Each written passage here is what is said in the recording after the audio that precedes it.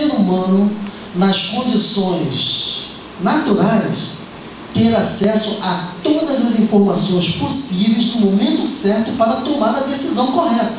Isso é impossível. Nós somos racionalmente limitados. Essa é a fala de Simon. Então, é a primeira quebra do pressuposto da teoria neoclássica. Nós não somos absolutamente racionais.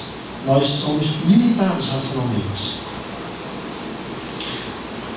A questão do oportunismo, ele diz respeito a informações incompletas. Então, a pressuposição de que todos nós temos ampla informação também é uma pressuposição equivocada. E, via de regra, nós temos informações que nós seguramos que são informações estratégicas. É impossível todas as informações estarem amplamente disponíveis. E nós, indivíduos, empresas, utilizamos informações estratégicas para sermos, em determinados momentos, oportunistas. Então, informação estratégica para oportunismo é também uma característica levantada por Oliver Williamson. E aí o Williamson fala também o seguinte. Ele fala também o seguinte: de uma forma geral, os custos de se transacionar, há custos de se transacionar entre firmas, ou principalmente entre firmas. Esses custos são chamados de custos de transação. São os custos exatamente por haver possibilidade de oportunismo das pessoas. Então eu tenho que me salvaguardar do oportunismo. Como é que eu vou me salvaguardar do oportunismo? Contrato. Quem aluga casa faz um contrato, por vários termos do contrato, para estar salvaguardado das possibilidades de oportunismo. Por quê? Porque nós não temos, é impossível nós prevermos todas as possibilidades futuras. Por isso, elaborar este contrato, ler, imprimir, todo esse aspecto informacional de contratação geram custos, que são chamados dos custos de transação. Por isso o nome dessa teoria se chama teoria dos custos de transação. Economia dos custos de transação, que é o que o Williamson começou a denominar de nova economia institucional. A nova economia institucional é para se distinguir dos velhos economistas que eu falei, do Coase. Coase já acaba entrando aqui no bolso junto com isso, ele está embarcando com o Williamson na nova economia institucional. Mas Coase já discutiu lá na década de 30 o custo de transação, Mitchell, Camus e vários outros. Então, uma outra questão que é muito importante na economia dos custos de transação são as instituições. Williamson considera que os valores, a cultura, as regras formais determinam os custos de transação de uma sociedade. Então, a economia, ela não é neutra às instituições, porque essas instituições, elas definem custos de transação.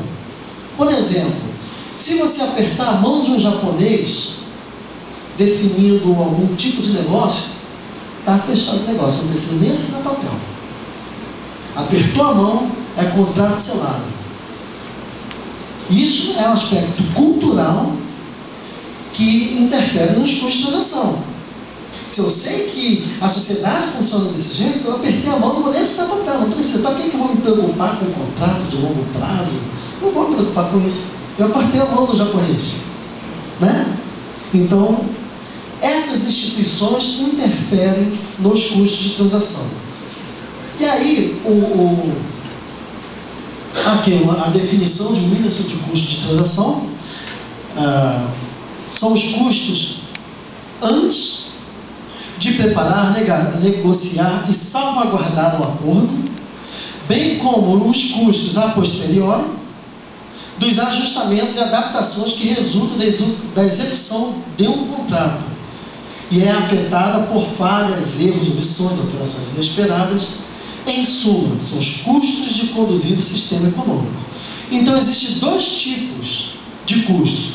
O que antecipadamente serve para me salvaguardar das possibilidades de erro, e aqueles, depois que o erro aconteceu, de me garantir que meus direitos serão garantidos, de que meus direitos serão respeitados.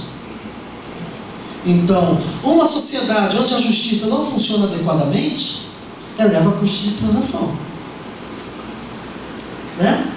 Agora, se eu sei que o meu direito não foi garantido, e se eu for na justiça, rapidamente vai ser respondido os meus problemas, eu sei que os custos de transação nessa sociedade é um pouco mais baixo. Mas, na verdade, o Williamson não está preocupado com sociedade, não.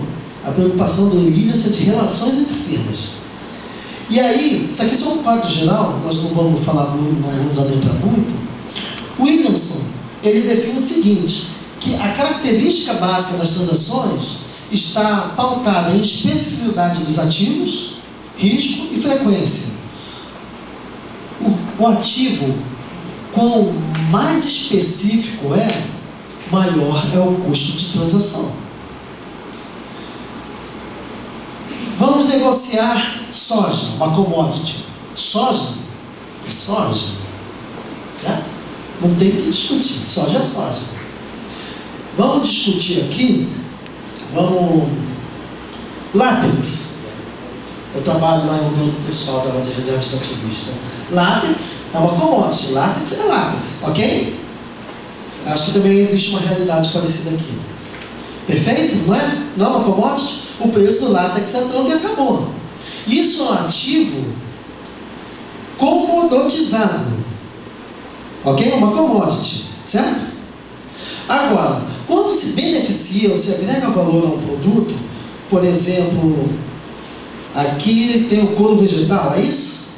Lá em Rondônia tem um tecido da floresta. Existe um couro vegetal, que é uma manta que se parece com um couro e serve para fazer roupa, bolsa.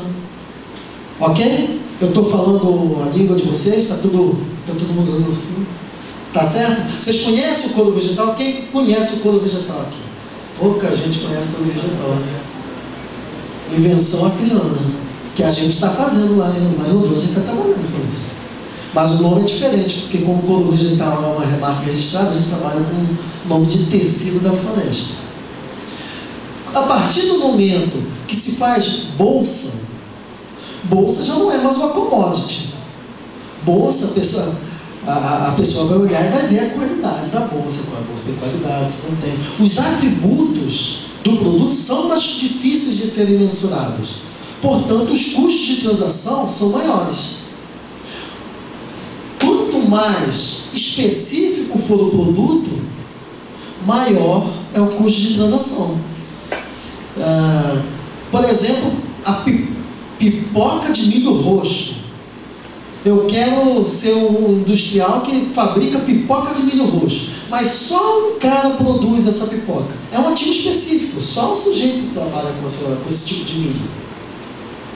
Então, para eu me relacionar com esse sujeito, é mais custoso, porque tem que estabelecer contrato. Olha, só eu que faço, ele também tem poder de barganha, correto? Então, essa é a principal característica da transação, especificidade dos ativos. Risco e frequência também, não vamos nem entrar muito nisso, que a gente discute toda a lei aqui. Ambiente institucional, já falei. Aparato legal, tradição, cultura, regras, constituição, enfim.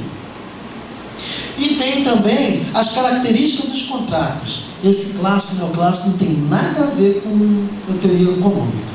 Os contratos clássicos são as relações tipo: eu vou comprar algo de você, você vai me vender e acabou.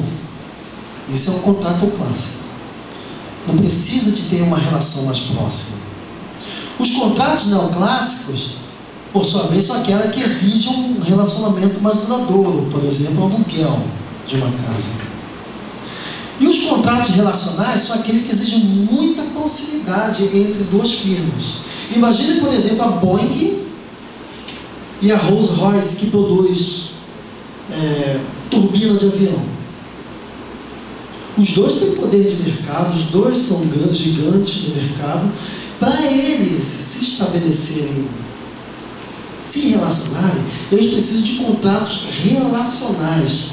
Não é apenas um contrato de longo prazo. É um contrato onde a qualquer problema que ocorre, os dois sentam e discutem.